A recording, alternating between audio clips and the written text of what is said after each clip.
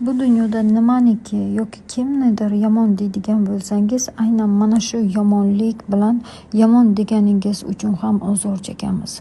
Bizlar ko'pincha kimnidir yomon deb o'ylayotganimizda yoki nimanidir yomon deb o'ylayotganimizda, aynan mana shu insonlar tarafdan yoki mana shu vaziyatlar tomonidan bizlarga yomonlik keladi deb o'ylaymizlar. Aslida bizlarga boshqa tarafdan yomonliklar beriladi. Boshqa insonlar tarafdan mana shu yomon deganimiz uchun ham yomonliklar qilinadi. Biz o'ylaymiz, kimgadir yomonlik qildim, kimnidir yomon vaziyatini ko'rdim. Mana shu inson menga albatta yomonlik qiladi deb o'ylaymiz. Lekin yillar o'tsa ham o'sha insonlar sizga ozor bermas. Lekin siz hayotingizda yaxshilik qilgan, doimo yaxshi munosabatda bo'lgan boshqa inson tarafdan ozor chekishni boshlaysiz. Ya'niki oldinroq boshqa insonni aynan o'shanaqa nomlanadigan, o'shanaqa insonni yomon deganingiz uchun ham aynan hozirdagi siz mehr bergan, siz ardoqlagan, siz yaxshi ko'rgan, yaxshiliklar qilgan insoningizdan ozor chekasiz. Siz boshqa insonni yomon dedingiz. Misol uchun boshqa bir erkakning boshqa ayolga qilgan ishini yomon deb o'tirdingiz. Yomon bo'lishi qilgan ishini siz savob va gunohga, yaxshi va yomonga chiqardingiz.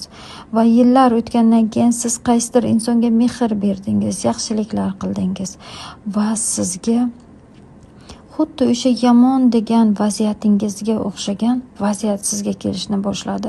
Xuddi o'sha vaziyatni boshingizdan o'tkazdingiz.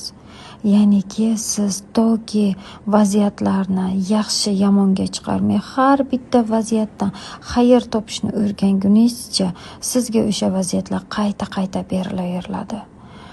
Qaysidir inson kelib qaynonasining yomonligidan, turmush o'rtog'ining ichishidan nola qilayotganda, aslida bu insonlarga qancha yaxshilik qilsa ham o'sha insonlardan ozor ko'raveradi.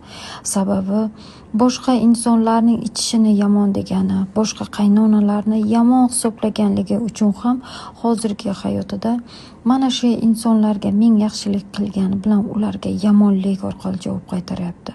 Demak, siz dunyoning yaxshi, nurli tarafda bo'lishni istaysizmi? Hech bitta vaziyatni yomon demang, hech kimni yomonlikka qilayotgan ishini yomon deb baholamang. Har bittasidan xayr ko'ring. Har bitta jarayondan yaxshilikni ko'ring. Har doim hamma insonning qilayotgan qanaqa ishi bo'lsa ham sizga qilgan taqdirda ham o'sha yomonlikdan bitta yaxshilik ko'ring. Qayta sizga o'sha yomonlik kelmasligi uchun ham.